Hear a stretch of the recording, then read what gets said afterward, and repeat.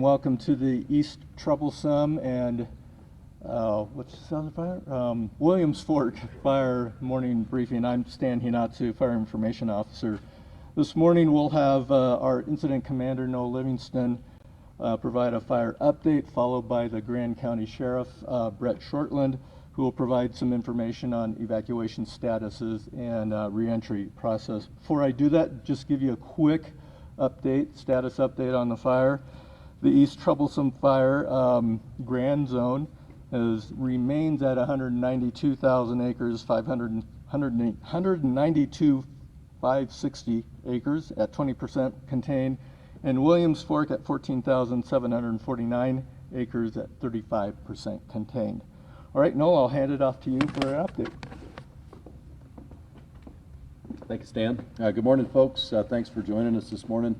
As we've talked the last few days, obviously the snow that came in on Sunday was a blessing, and we've really been trying to take advantage of that and also adjust our operations to appropriately take care of our folks and continue to fight the fire and move forward with the containment actions and protection of the structures and values at risk that are still there and that still have some threat to them. So. Right now, in terms of our operations, because of the extremely low temperatures, slick roads, and access challenges, we're focusing on getting folks out and making sure we have eyes on everything.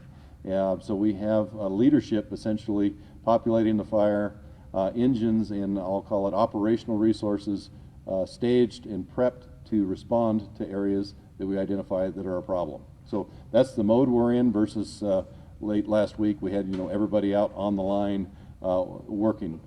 We don't need to do that right now because the snow has been very effective at slowing things down, preventing any fire spread, and really limiting any challenging areas from a fire perspective. So biggest threat right now that the firefighter faces is cold weather and slick roads and access, getting things stuck, and not being able to see in the snow the hazards that exist. So, but with that in mind, let me run around the fire and let you know what the condition is.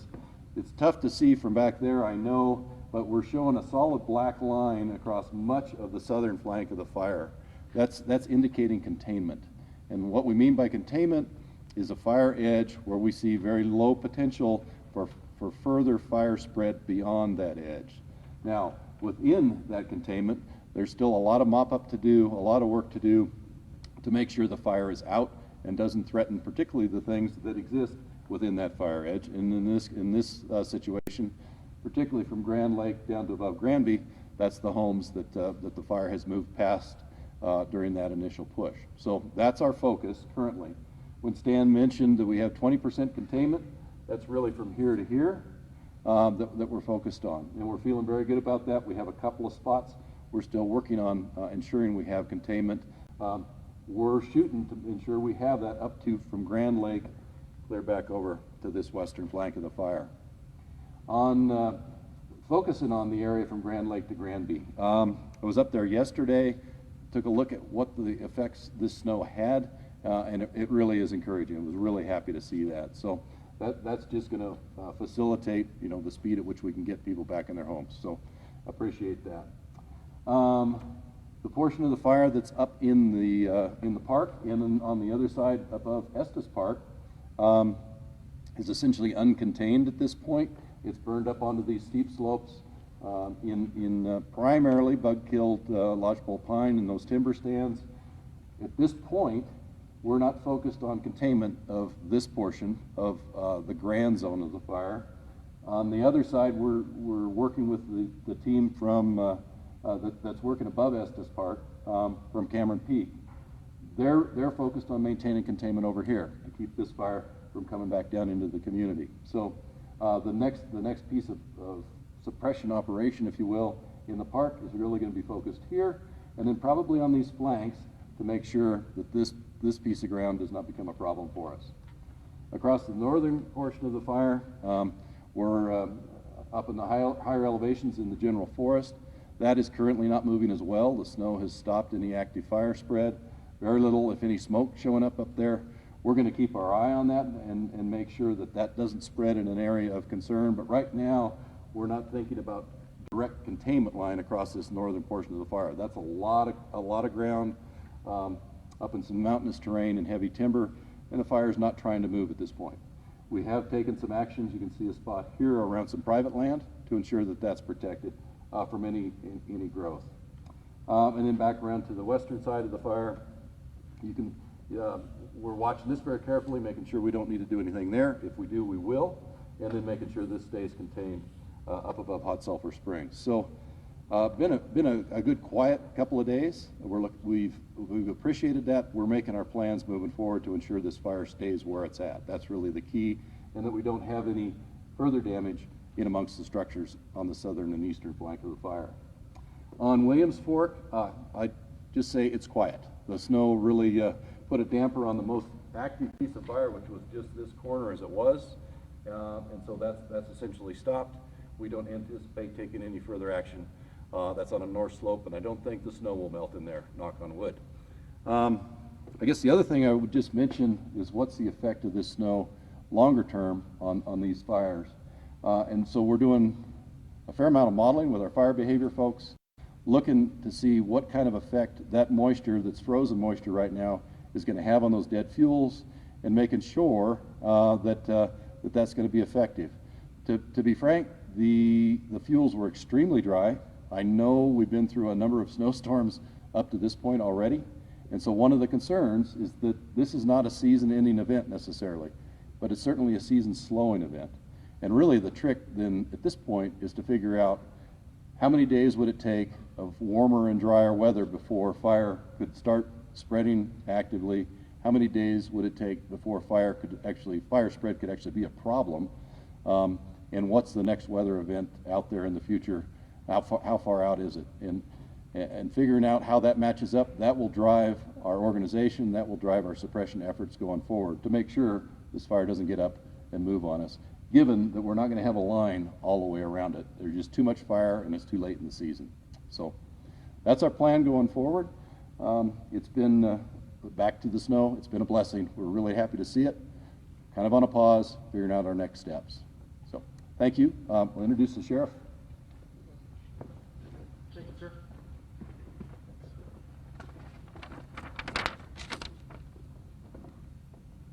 Good morning, everyone. Brett Troublesome, Grand County Sheriff.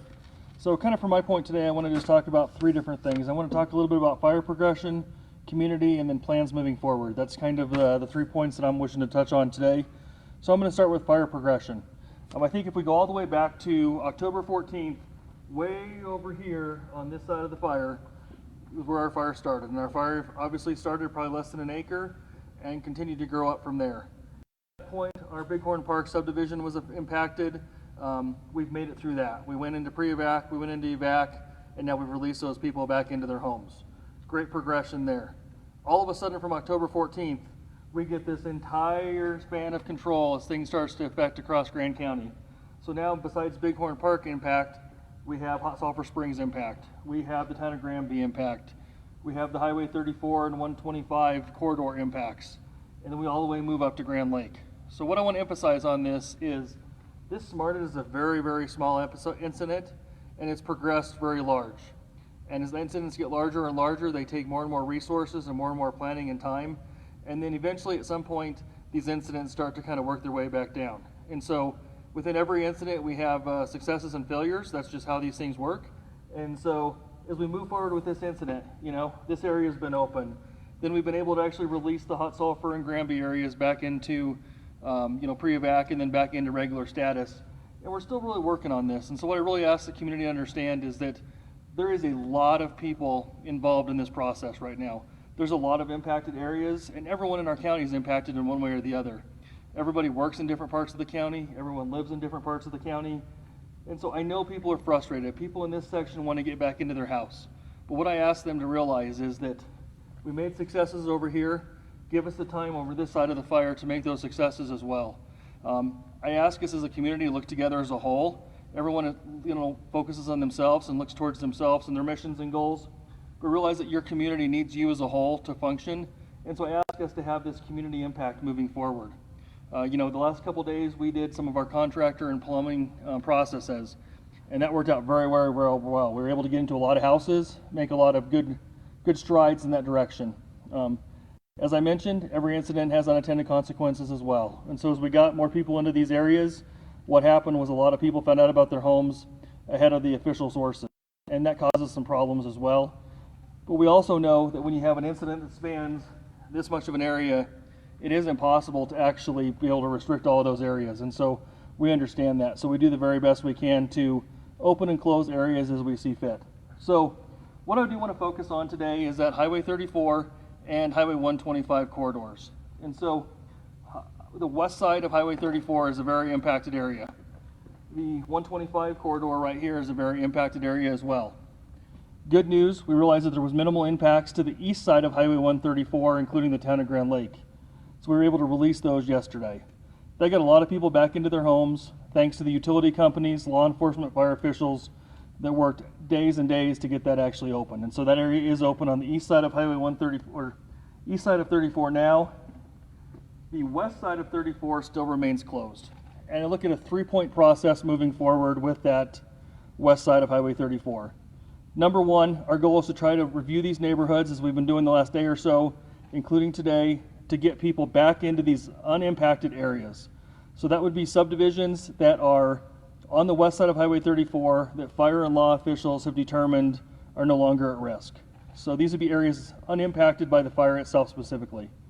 So that is goal number one. Goal number two is to try to get people into the areas west of Highway 34 that are not specifically in a subdivision. So a lot of these little stringer roads and stuff that float through the forests and up in those areas. And then the number three process is the most difficult. Those are those areas that were truly impacted by the fire.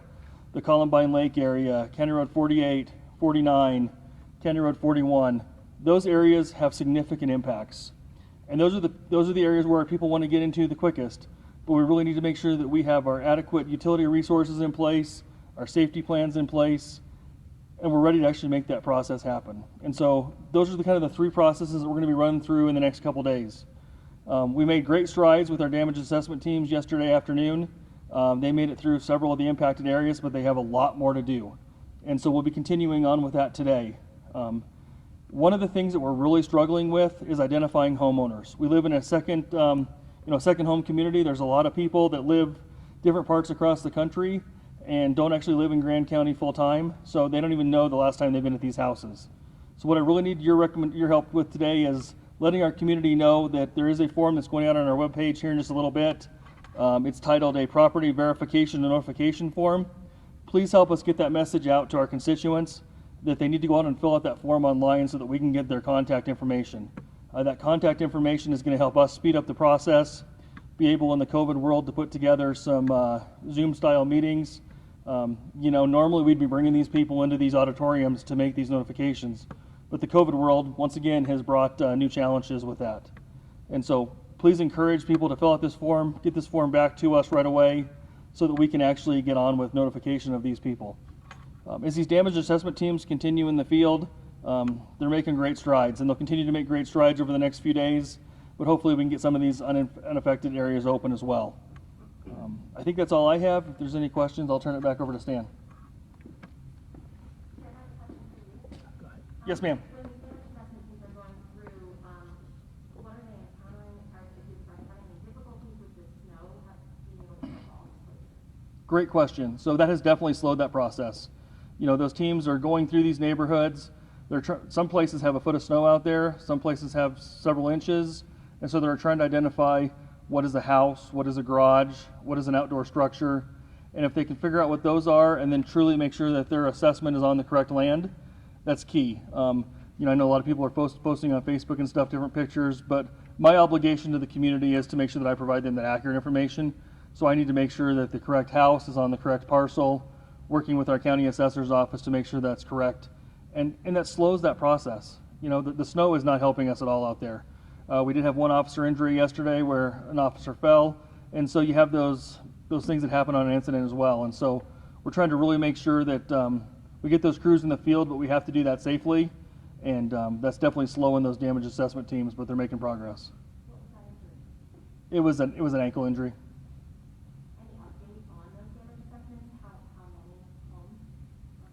So at this point, we'll try to release those later today. We're in the range of about 100 or so at this point. Honestly, I don't know. It's we're finding more every direction that we turn around. We get down these roads and we look like things are looking up, and then we find a house that is an unfortunate mishap. And so we're just continuing to work through with those. Like I said, that snow is making it really hard. Some of our aerial images, we can't fly it and look at things that we would normally look at, and that snow is definitely hampering those crews. Thanks.